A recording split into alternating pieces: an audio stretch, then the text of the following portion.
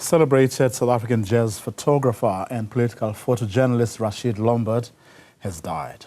Lombard was the founder of the Cape Town International Jazz Festival, and I'm now joined by Ryland Fisher, former editor of the Cape Times, to talk about his life and times. Ryland, a very good afternoon to you. Thanks very much for your time. Many people who know Rashid Lombard today in South Africa would probably know him more as the big, larger-than-life organizers of one of our biggest jazz festivals.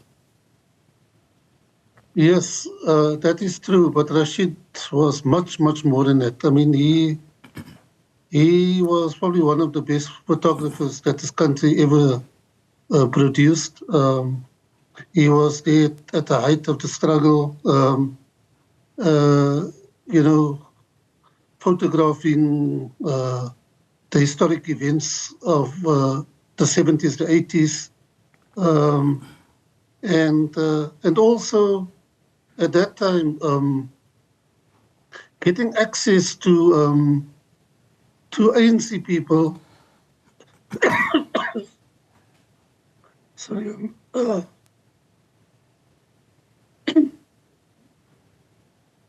So, he got access to ANC people that other people didn't have. Just got something in my throat here. But, Okay. so Rashid was not only a larger-than-life organizer of the Jazz Festival, he was a larger-than-life photographer. The access he had was amazing. The photographs he had was amazing. And he was here, in Cape Town and in other parts of the country for most of the kind of the historic events that were happening at the time. The big protests, the launch of the UDF, the launch of organizations like the United Women's Organization, the United Women's Congress, etc., etc. He was there and recorded all of those. And his archives are huge, and I just hope that his archives will remain intact for future generations.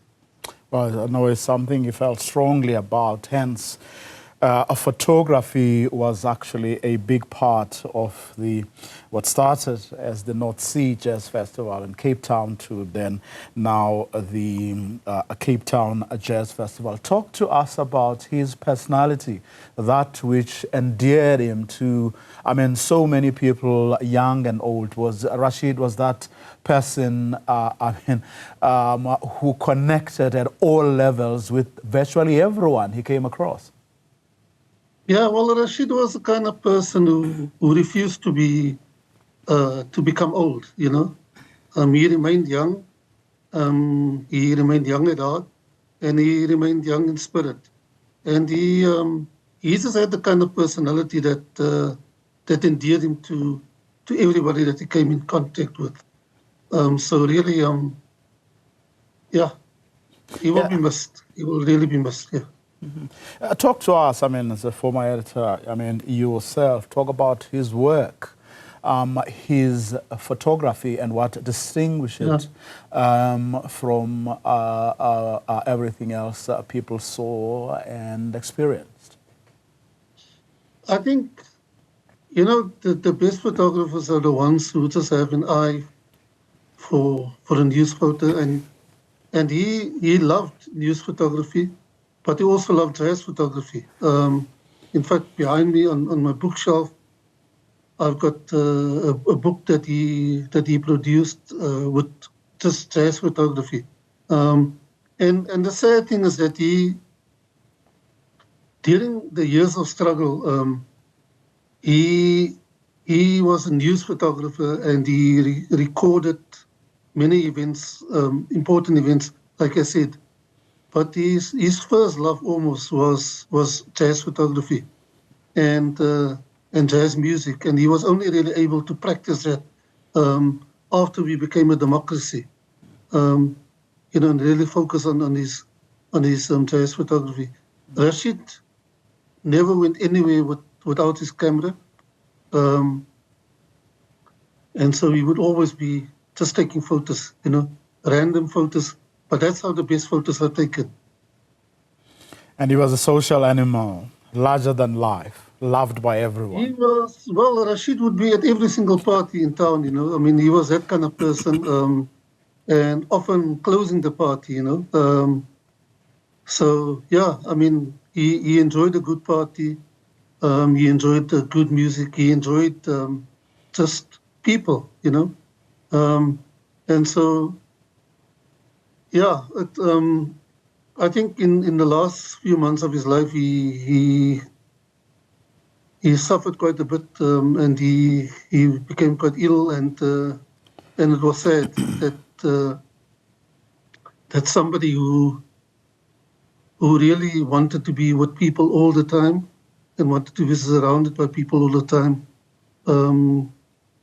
didn't have that in the last couple of months of his life while he was going through, a very painful period. And so, yeah, I mean, while it's sad, I think at least the pain and the suffering is stopped for him.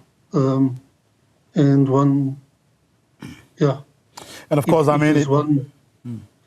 it would be amiss of us to say he was only, or he got on well with politicians and worked with them. He was, in fact, an activist in his own right.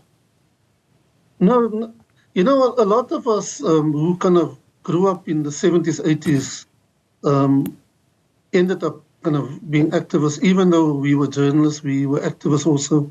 And I spoke about Rashid's access. I mean, Rashid, in his portfolio of photos, I mean, he's got photos taken of just about all the ANC leaders at the time when the ANC was still banned, because he ended up, going to